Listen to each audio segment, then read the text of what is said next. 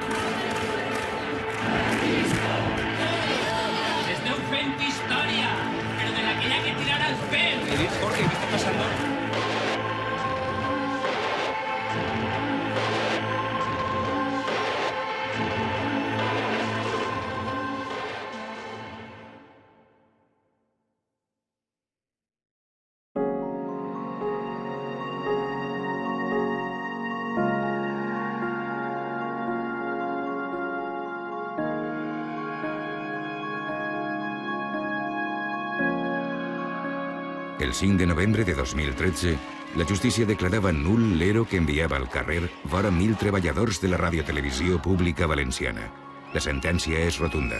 Els comiats vulneren drets fonamentals. Hores després, el president de la Generalitat, Alberto Fabra, anunciava el tancament de l'ENS. Afirmava que no tenia altra possibilitat. Comparezco ante ustedes para explicarles una decisión muy difícil. Yo no voy a cerrar ni un colegio, ni un hospital por el hecho de mantener la televisión. En 2 hores, sense reunir-se en el seu govern, sense reunir-se en el comitè d'empresa, sense reunir-se en la divisió de l'empresa, sense res, decidís tancar Canal 9.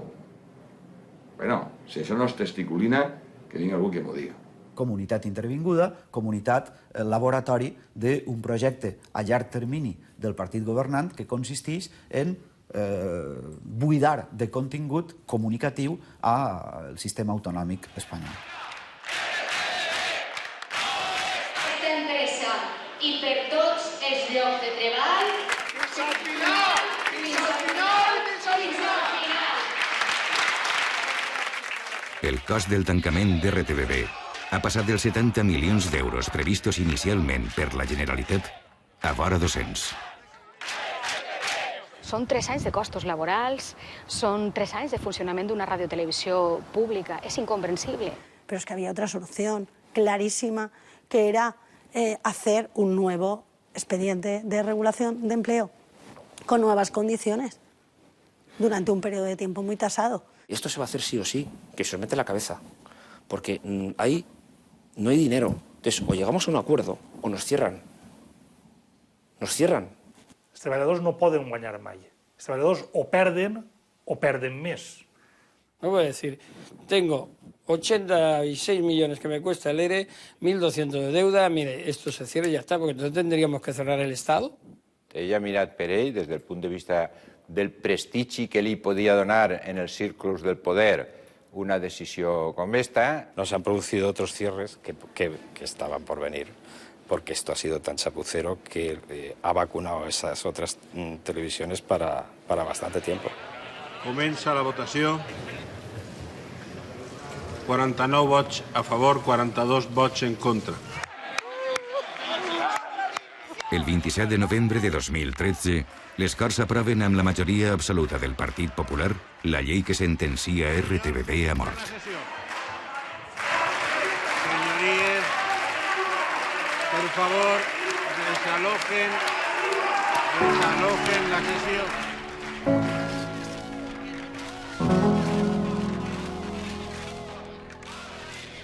Al tindre majoria absoluta, aplica la lectura única en una llei que ni té aquestes connotacions de catàstrofe ni d'urgència, sinó que simplement jo me'n vull que hicieran la meua en menys debat possible. Sempre i quan es modifiquen les lleis bàsiques d'una nació, d'una comunitat, estem parlant d'un cop d'estat. Las normas jurídicas en un país no se deben hacer a golpe de sentencia. Hi ha companys que volien entrar a treballar per a contar als valencians mentre ens deixen què està passant. La situació en estos moments així a Burjassot, al centre de producció de programes de Burjassot.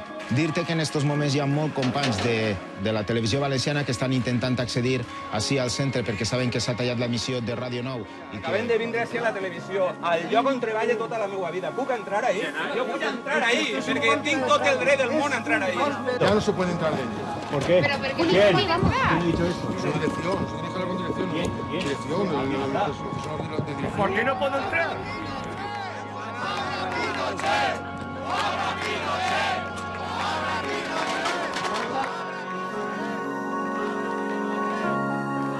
Que sóc membre del Consell d'Administració.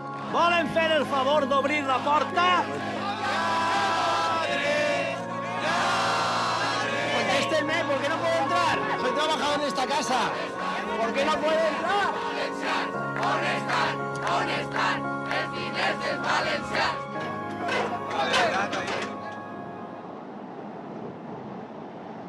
Jo recordo una notícia de Carlos Fabra, quan el van imputar, que me va arribar el plató a res i em van dir, te toca a tu. El jutge de primera instància i instrucció del jutjat número 1 de Nules ha acordat transformar en procediment per a juir davant el Tribunal del Jurat les diligències prèvies obertes contra els 13 imputats de l'anomenat cas Nadal. La vaig llegir rapidíssimament i vaig dir al company, té premi qui l'entenga. El pròxim 25 de juny se celebrarà a Nules una compareixença prevista per la llei del jurat per a concretar la imputació, sol·licitar el sobreseïment o demanar que es practiquen noves diligències d'investigació. I quan vaig acabar de llegir-la, ni jo era capaç de saber el que havia dit. Entre la Generalitat i les direccions de Ràdio 9 i Canal 9 hi ha hagut en els últims 20 anys un intercanvi fluid de càrrecs i nomenaments. Jesús Sánchez Carrascosa, Genoveva Reig, Pedro García, Núria Romeral, Josep Lluís Torró, Maite Fernández o Lola Johnson són només alguns dels que han utilitzat aquestes portes giratòries. Un polític, quan decideix, col·locar un altre polític al front dels serveis informatius d'una televisió pública, té molt clar el missatge que està llançant. Vol manipular aquesta televisió pública en benefici d'una ideologia, que és la seva. És el procediment que demostra que sí que hi ha una estratègia de comunicació que pretén que allò que discursivament beneficia al poder polític siga el que finalment relata el mitjà de comunicación. Pero el político hoy por hoy no está dispuesto a liberar de contenidos las televisiones públicas que pagan ellos. Bueno, yo es lo que pienso y es lo que sucede. Hablaba de una frase terrible cuando va a arribar al poder. Va a decir, Canal 9 es el último nido de rojos.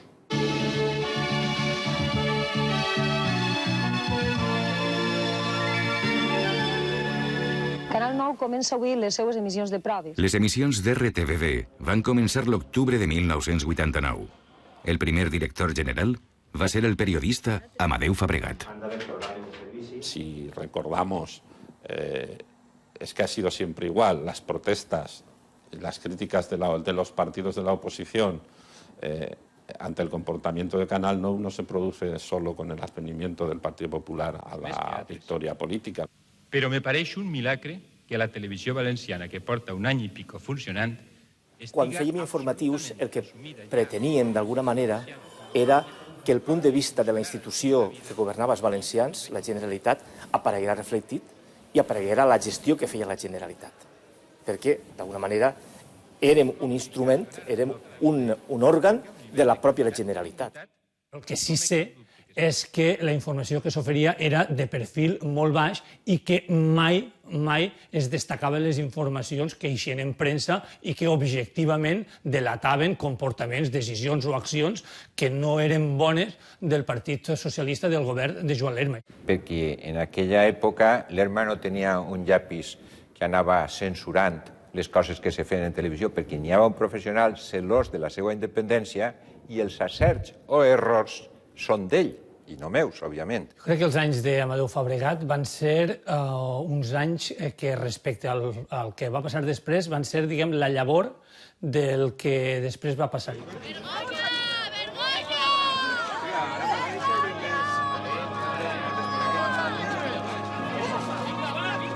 Hem tingut que entrar a Radio Televisió Valenciana correguent com si estigueren assaltant el nostre servei públic.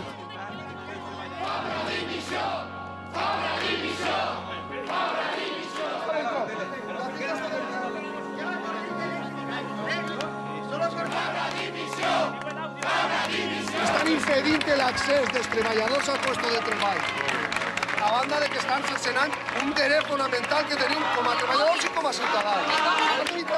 Són representants del poble. Obriu la porta! Són diputats! Són diputats! Era Enric Morera ahí.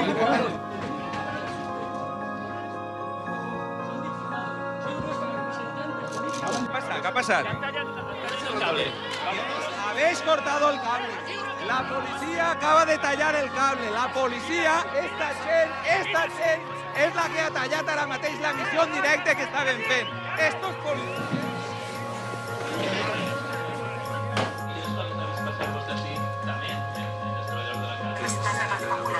Pensem defensar la nostra base i la nostra televisió fins a l'últim moment.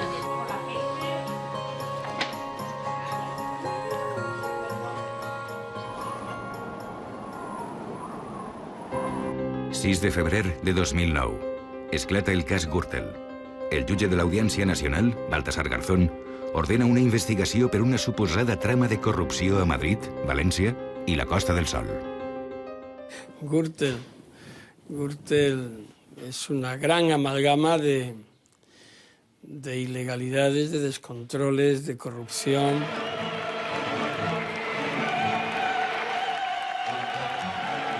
Prompte, les investigacions judicials apunten al que possiblement és un dels negocis estrella de la trama.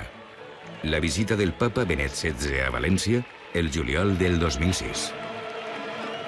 Las reuniones donde se tomaban las decisiones sobre la retransmisión de la visita del Papa a Valencia se hacían en la Consellería de Agricultura, del que era titular Juan Cotino. Y allí se nos explicó, por parte de Cotino y otro señor, para el tema de la cantidad de peregrinos que iban a haber por todo este cauce del río, había que colocar pantallas. Directamente el Juan Cotino le dijo a Pedro García, te ha tocado, como queriendo decir, esto te encargas tú.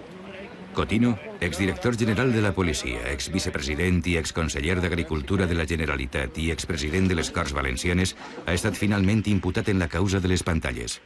És el nom de més pes en una llista on hi ha vora una desena d'exdirectius de RTBB, entre els quals hi ha el mateix director general, Pedro García, l'home de Gürtel a RTBB. Se l'investiga per suborn, blanqueig de capitals, prevaricació i frau fiscal. Ell és el que adjudica de forma totalment fraudulenta, segons la investigació, les pantalles per a fer el seguiment de la visita del papa a una empresa sense cap tipus d'experiència en este tema, que era Teconsa, i li ho adjudica per 7,4 milions d'euros, quan en realitat això valia 3 milions d'euros. Lo que nos llamó la atención en dinero, los 7 millones y pico de euros, era cómo un gasto de estas características no lo conocemos, cómo nos llega una factura sin saber que es el presupuesto de Canal Nou quien lo paga, y dividimos el dinero por el número de pantallas, y nos salía a una cantidad exorbitante. A mí me dijeron, fírmalo. Yo dije que no, la primera vez, y la segunda me dijeron, fírmalo por orden de, y lo firmé. Segons la investigació judicial, la trama Gürtel es va repartir vora 3 milions d'euros en comissions. Es van quedar el propi Francisco Correa com el jefe que era, es va quedar amb la part més substanciosa, Álvaro Pérez es va quedar amb €500.000 i Pedro García amb altre €500.000. Això és el que van fer amb els diners de Canal 9. La idea era traer el Papa para alguien forrarse. El Papa no se trataba de que viniera, sino para que otros el Papa lo trajeron para que otros se forraran. Esa es la idea. Fins a l'any 2000, RTBB no havia acumulat deute.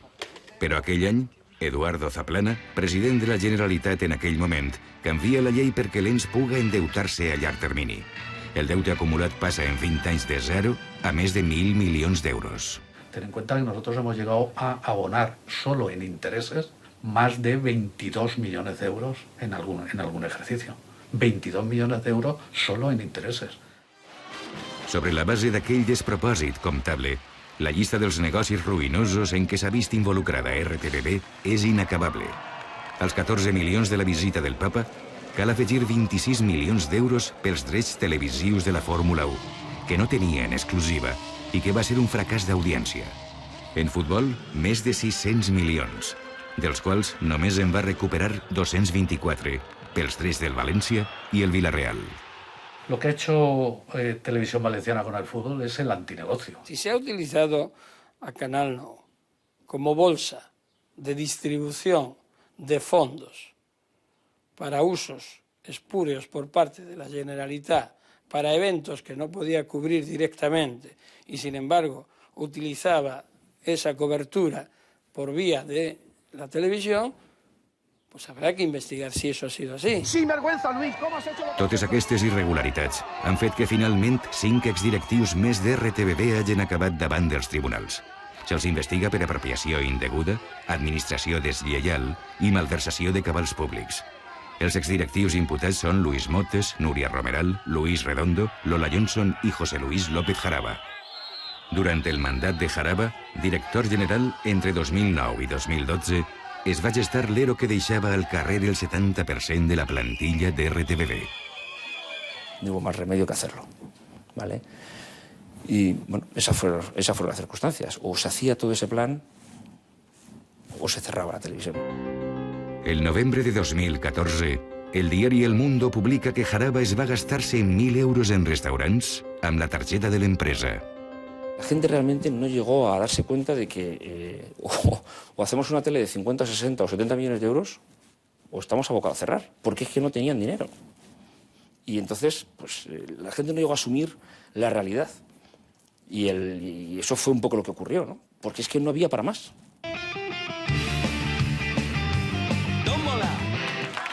En els anys de despeses faraòniques també era habitual en RTBB el tracte privilegiat a determinades productores audiovisuals, igual que a periodistes o presentadors. La majoria arribats de Madrid. I quan tu veus que així ve Lolita, ve Bàrbara Rey, algú pot entendre el vincle de Bàrbara Rey en el País Valencià per a fer un programa de cuina? Jo sentia vergonya. S'ha pagat a professionals, a mitjans de comunicació, a periodistes que han anat a Canal 9, alguns d'ells prèviament havent rebut ordres directes de Presidència de la Generalitat del que havien de dir a les tertúlies i als debats. En cualquier caso, desde luego, a mí no me daban instrucciones. Lo que no sé es porque no podían o porque no hacía falta.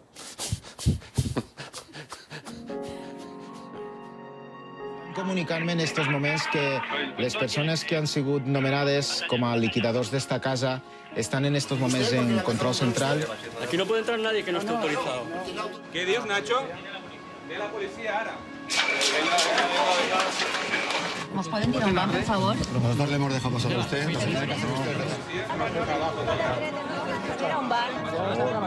Por favor, que nos dejen hacer. Per favor, a un ban de la matinada. A un ban, per favor. A un ban.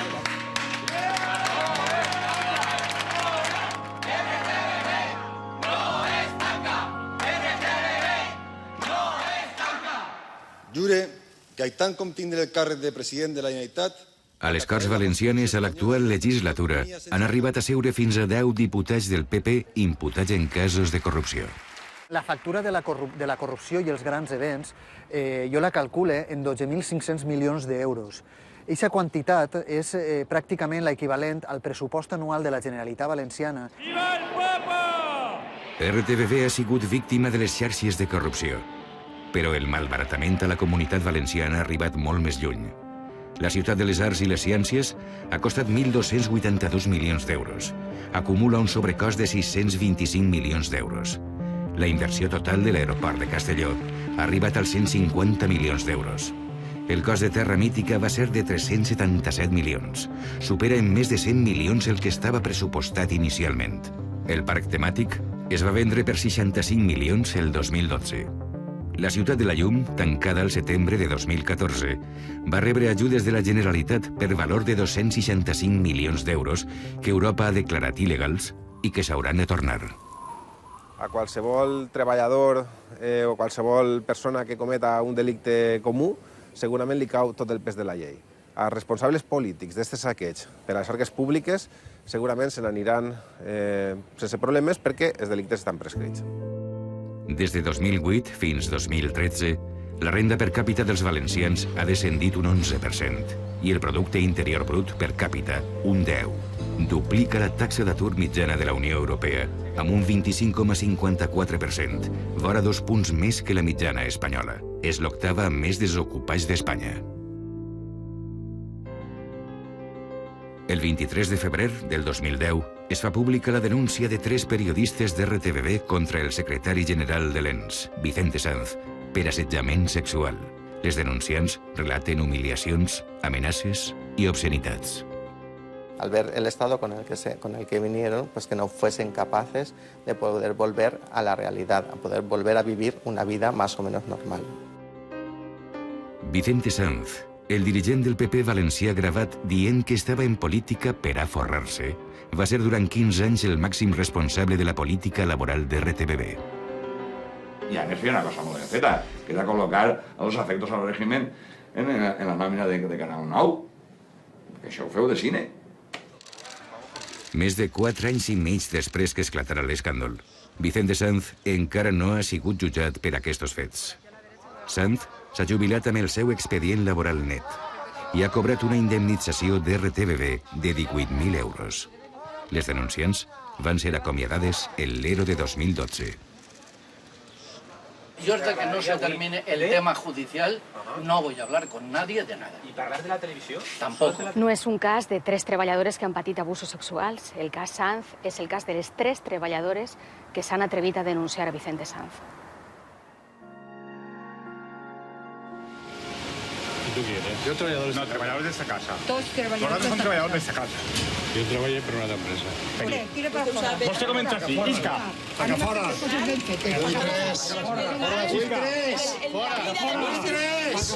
Hola, ¿qué tal? ¿Son vostès els tècnics que venen a tallar la tele? ¿Ve vostè a tallar la tele? Han encarregat una faena un poc lletja, ¿no? Que es vindré a pagar la tele o qué? Por favor, ¿pueden dejarle tranquilo? ¿Esta persona es la que ve a tancar la tele? No lo sé. Un poc raere de vostès. ¿Me quiere dejar tranquilo? Sí, home, sí, vaja, si jo no li molesta.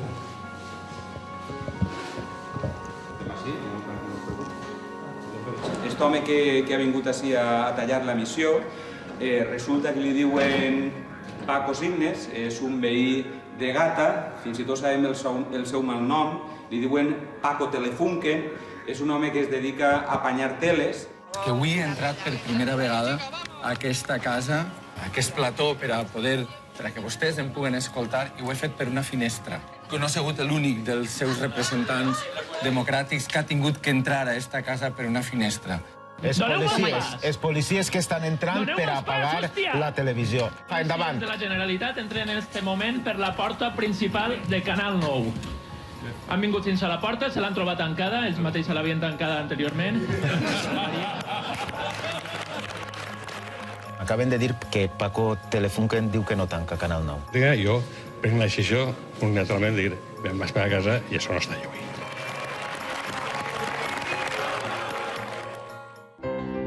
El 2009, el sastre José Tomàs revela al jutge Garzón detalls dels regals que la trama Gürtel havia lliurat a diversos dirigents del PP valencià, entre els quals hi havia el president de la Generalitat, Francisco Camps. Recuerdo la anécdota de cuando estaba prestando declaración Tomás en mi presencia, pues el teléfono siempre Sonaba y hasta 10 llamadas con la misma identificación, ¿no? ¿Cuál era? No, pues algo así como Francisco o bueno. Camps. Puede ser, sí, sí. Jo crec que això, en un polític, a pesar del poder que ell tenia i a pesar de que era un home que estava molt fort, va acabar deteriorant-lo, va deteriorar perquè ell no va ser capaç d'afrontar aquesta situació. Lo que se llegó a decir porque le dijo el amiguito del alma y te quiero un huevo y tal, pues es una banalidad. Entonces, ¿cuál es la sustancia o no? Bueno, pues le pillaron bien y ¿qué? Eso, pero tampoco es un delito. Es decir, no conozco, porque si fuera un delito mentir... Aquí lo que interesa es, mientras más nebulosa, mientras más engaño y torcedumbre exista, mejor. Y si la gente no se entera, mejor. Y si se entera, que les den, da igual. A partir d'aixòs moments era fonamental controlar tot el que eixia en Canal 9. Van ser moments, crec que, molt lamentables per a la història del periodisme valencià. Francisco Camps s'asseu a partir d'avui al banc dels acusats. A les 10 del matí comença el Tribunal Superior de Justícia. Mentre el cas Gürtel esclata en tots els mitjans estatals, a Canal 9 i Ràdio 9 directament no existeix. De suport en un acte al Gemesí. Es que el tema de los trajes no lo dimos. Es que el tema de los trajes no el donarem perquè és que era un tema del president de la Generalitat. Que en Canal 9 estava prohibida la paraula Gürtel o estava prohibit dir la paraula suborn en el cas dels trajes de Camps, perquè tot el món sap el que és un suborn, però tot el món no sap el que és cohecho. Agents valencians del PP per un presumpte delicte de cohecho passiu. La sala que presidís... Si volien donar, era en una condició que no isquera el careto de la persona que anava a declarar. En la qual cosa, com se solucionava? Tu contaves el que havia passat en un plató, o sigui, curtíssim, en 30 segons, i a més tens que tapar-ho en imatges de l'edifici. Aleshores és periodismo arquitectónico, que dic jo. ¿Tú estás en condiciones de afirmar que no recibiste ninguna presión desde la Generalitat, desde Presidencia de la Generalitat, para enfocar este tema? Si te dijera que también me llamaron desde otros sitios... ¿Pero de Presidencia te llamaron? ¿De qué presidencia? De Presidencia de la Generalitat. ¿Y de la presidencia de otros sitios? ¿Y de qué otros sitios? Claro, hay muchas presidencias. Es decir, mira, vamos a ver. Hay muchísimas. Vamos a ver. Sí, bueno, vamos a ver. no tantas, no tantas. Sí.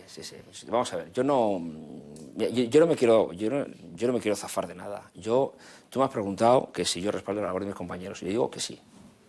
¿Vale? Y no me tengo que avergonzar de nada. De fet, te puc dir que en alguns casos el periodista dia este tall, el cap d'informatius dia no, este tall no. Anem a posar este altre tall, i al final no se posava ni aquest tall, ni el tall que dia el cap d'informatius, sinó el tall que a última hora se decidia directament des de Presidència de la Generalitat.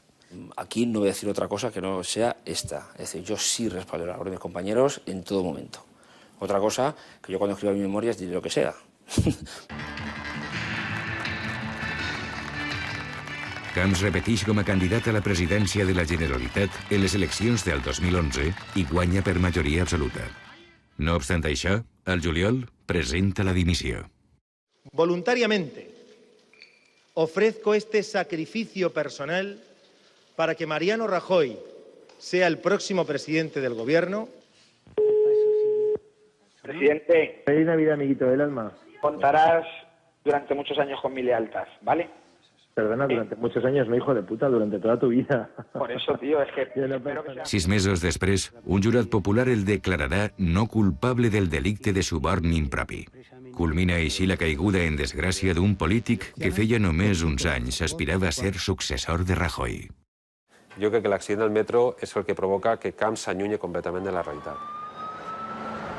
Yo ya no me meto en otros aspectos de su gestión política, pero el no recibir a las víctimas de la mayor catástrofe que había en su legislatura, el mirarnos a la cara y darnos una respuesta, es que eso es un presidente.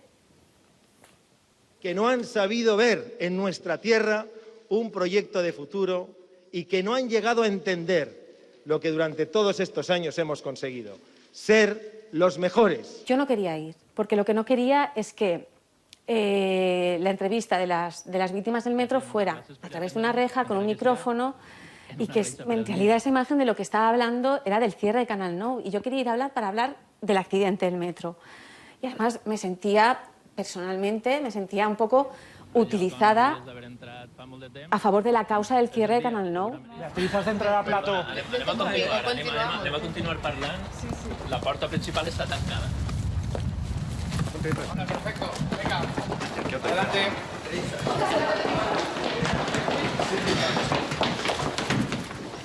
Vale, vamos. Vale, para adentro. Vale. Cuidado, cuidado así. Y la verdad es que cuando entro y la gente empieza a aplaudir y yo la verdad es que muy bien no sé qué hacer, si quitarme la chaqueta, aplaudir, besar a alguien. Es un poco surrealista y yo me notaba que no sabía cómo reaccionar ante esa situación.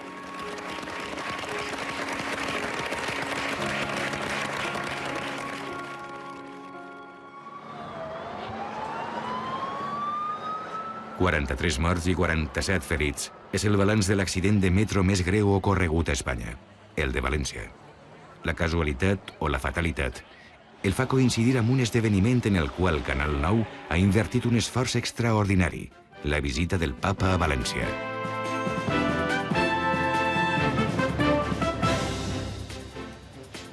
Comença el compte arrere a València, on els gegants i banderes anuncien la visita del papa Benet XVI. I clar, quan de repente descobreixes que l'informatiu obri amb la visita del papa i que la notícia del metro, després de ja certificar-se i confirmar-se que hi havia més de 20 víctimes en aquell moment, vull dir, parle al migdia, víctimes mortals, no arribes a entendre, però com, què passa? I en aquest moment jo fins i tot arribo a pensar que és que hi ha algun problema tècnic. Era molt evident i molt estentori que el que es pretenia amb la visita del papa era tapar la realitat. Sí que jo dic que es va pressionar a periodistes per a que no informaren, periodistes fora de Canal 9, estic parlant d'empreses privades, per a que no donaren el to o no informaren com estaven informant de l'accident del metro, això puc dir-ho. Es muy frustrante ver cómo se están desde las primeras horas repitiendo las consignas de que el accidente es imprevisible y es inevitable, porque es que es imposible que nadie tenga esa información en ese momento. L'accident va ser fortuït, una combinació de factors imprevisibles que només passa una volta en la vida. Hola, bona nit des de la ciutat de les Arts i les Ciències de València. És una vergonya que Radio Televisió Valenciana arrossega i arrossegarà des del dia que es va passar l'accident del metro. Realment jo les consignes no sé ben bé d'on arribaven. Clar, a mi m'arribaven pel que me parlava a mi per l'orella. Han perdut 19 veïns, 19 fills. O quan el deien, la culpa és del maquinista. I tu dius, anem a veure, han passat 2 hores, 3 hores, jo estic així a la morgue, ni tan sols sé ben bé si el maquinista està viu o mort. En agost de 2006 fem un comunicat on diguem que en la cobertura de la comissió del metro Pedro García i Luis Motes, per als quals demanem la dimissió immediata, han passat de la manipulació barroera de l'actualitat davant de la ciutadania a una exhibició de poca vergonya davant del poble valencià. I això té una breu referència en el diari Levante i poca cosa més, perquè en aquella època és cert que la contestació general de la societat tenien un ressò molt limitat. 43 muertos creo que de alguna forma nos tenía que haber hecho despertar del shock y creo que a los trabajadores de Canal 9 también. Tenía que haber sido un hasta aquí hemos llegado, o sea, hay cosas por las que ya no se puede pasar. L'accident del metro o el cas Gürtel són algunes de les fites informatives que varen afonar la credibilitat dels informatius i, finalment, de tota l'RTBB. Als treballadors se'ls ha assenyalat com a còmplices de la censura i la manipulació. En un debat de política general, des de presidència se decidia que havia que posar 5 talls. I com el discurs està escrit, te diuen d'aquí, aquí, d'aquí, aquí, d'aquí, aquí, d'aquí, aquí. La nostra feina, i més en un mitjà públic, era haver-ho controlat millor, haver-ho minimitzat més, haver-ho torejat millor. Igual no ho hem sabut fer, igual no ho hem pogut fer. És de veres que moltes vegades, per quedar tan bé davant de no sé ben bé qui, carregàvem molt les tintes. I era com que si tu vols continuar estant al front del que estàs fent o continuar treballant en el que estàs fent, o canvies un poc el to o te'n vas al carrer. Clar que me sentia utilitzada perquè al final jo era la persona que donava la cara i sobre la que repercutia al final o la gent pensava que era cosa meua. I això és un preu que he tingut que pagar. La obediencia debida ya dejó claro el juicio a los militares del 23F que no existe. Hay límites, y yo creo que en Canal 9 se habían sobrepasado todos. Els professionals de Canal 9, els professionals informatius de Canal 9, jo crec que no hem estat a l'altura, igual que no hem estat a l'altura els treballadors en general de Canal 9, però sí que hi van haver denúncies, hi van haver moltes denúncies, més que en qualsevol altre mitjà. No van tindre repercussió o no van valdre per a res de moixina perquè en aquest moment la societat estava absolutament, diguem que, obnubilada. Quan tens una vida depenent d'un sou, quan no es respecta la llibertat d'informació des d'on s'ha de respectar, i és molt difícil que des de baix tu pugues fer, diguem, la contra quan tota la societat és la que ha recolzat aquest poder. Jo estava en el millor mitjà de comunicació de la comunitat valenciana. Uno pensa que algun dia canviarà això. Entre les conseqüències d'enfrontar-se a la direcció de la cadena hi havia l'amenaça sobre el futur laboral i, en el cas del personal fix, la marginació i l'arraconament. Lo digne en este cas és anar-te'n i no treballar en esta casa. Ja, claro, però jo per què me n'haig d'anar, no? Que se'n vagin ells. És a dir, és que jo el que vull és això, és canviar-ho, i en la mesura dels possibles s'ha d'intentar canviar, no? Crec que són uns autèntics herois, tant per l'arraconament que han patit com per la indiferència social en la que han viscut tot aquest treball. Després hi ha un sector intermedi que jo crec que és molt nombrós, que senzillament ha estat inactiu, ha callat, i això s'ha fet còmplices dels escàndols que s'han anat succeint increyendo en la casa. No se puede exigir el heroísmo a nadie, el heroísmo no es exigible, pero hubiera sido deseable que el periodismo valenciano se hubiera alzado contra esa su tiranía, y añado, y el periodismo no valenciano, porque el periodismo de toda España que lo conocía y que ahora reprocha a los periodistas valencianos que no se alzaran, nunca les ayudó a hacerlo, nunca les apoyó para que lo hicieran. Jo crec que les crítiques a Ràdio Televisió Valenciana estan justificades perquè crec que és un mitjà públic i ha de complir els seus principis fundacionals. I crec que no ho ha fet la major part de les vegades. Ara bé, també crec que molta de la crítica que li ha vingut és absolutament interessada de gent que volia quedar-se en part del mercat que abarcava. Que el que està passant va molt més enllà que acomiadar persones, que tancar mitjans. És a dir, és un col·lapse d'un model i d'un sistema. En 5 anys, els valencians han vist com s'ha evaporat el seu sistema financer. S'ha tancat el mitjà de comunicació de referència en la seva llengua i el seu nivell de vida ha caigut fins al dels anys 90. Jo crec que els valencians tenim una anomalia. Jo crec que la tenim. No sempre ha sigut així, ens hem revoltat, però el cert és que els últims 20 anys no ens hem revoltat davant d'aquests abusos del poder. Si hem tingut aquesta tele és perquè no hem sigut capaços de forçar que hi haguera una altra tele, perquè una altra tele és possible. O és al revés, o és que tenim una societat molt feble que ha permès que caiga Canal 9, ha permès que caiguen les caixes, ha permès que caiga el València Club de Futbol i no passa res, no? Igual és això. Però sovint s'oblida que un règim dictatorial es construeix en termes essencials i essencialistes sobre la corrupció. No le pasa nada a Valencia, no tiene una enfermedad genética, no tiene un virus inoculado en su alma, no tiene un pecado original que le haga diferente, no es eso en absoluto.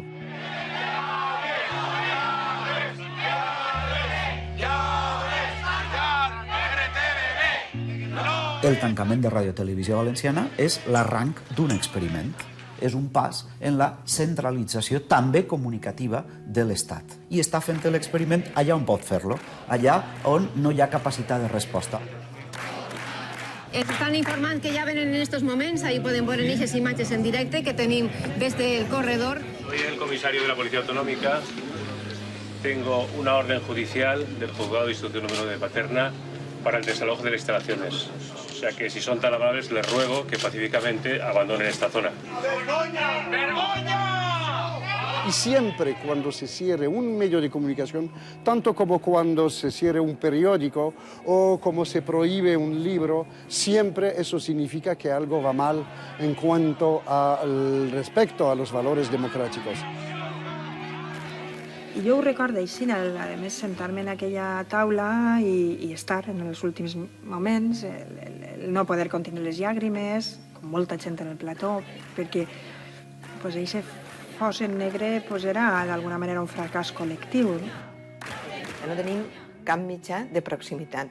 No sabem què passa a una banda i altra del país, no ens ho conta ningú i no ens ho conta ningú tampoc en València. ¿Problemas económicos? Busquémosle la solución. ¿O es que hay otros problemas? ¿O es que ya no nos sirve? Entonces esos son problemas de mucho más calado, de calado constitucional. En totes les comunitats d'Espanya que són bilingües, totes tenen un mitjà de comunicació en la seva llengua pròpia, ja siga el gallec, ja siga el basc, ja siga el català. Sols la nostra no la té. Per què? Vostè s'imagina que decidim, bueno, va, pues fem una llei i tanquem el Parlament. Votem al govern i que el govern es controle a si mateixa. Què és impensable? Doncs igual d'impensable hauria d'haver sigut per a qualsevol governant decent i democràtic mínim, o sigui, poc demòcrata, igual d'impensable hauria d'haver sigut tancar una televisió pública. La desaparició de Radio Televisió Valenciana és un desastre. Un desastre. Absolut, sense pal·liatius. Estem pitjor ara, en l'any 2014, que en l'any 80 o 85. No teniu vergonya! ¿Quién tiene que salir de aquí, por favor? Ha sigut un cop d'estat, ha sigut un abús del manament electoral, ha sigut un ús inadequat d'un poder depositat per ciutadans en unes determinades mans polítiques.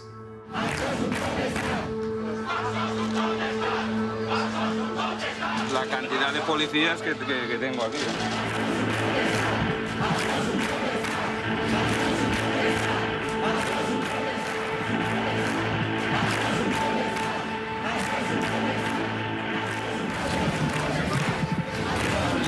¿Puedes comentarme qué está pasando ahí? Jorge, ¿qué está pasando?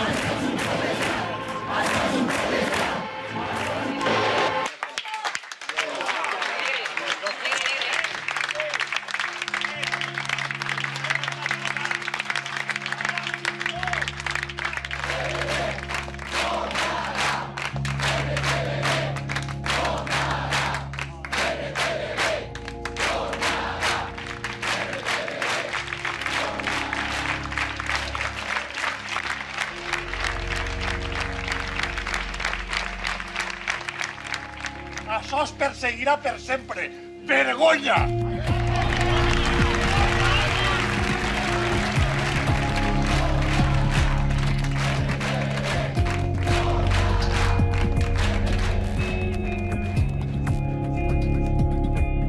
Cap membre de la Generalitat Valenciana ni del Partit Popular de la Comunitat Valenciana ha acceptat ser entrevistat per a 12 de 9 temps de silenci.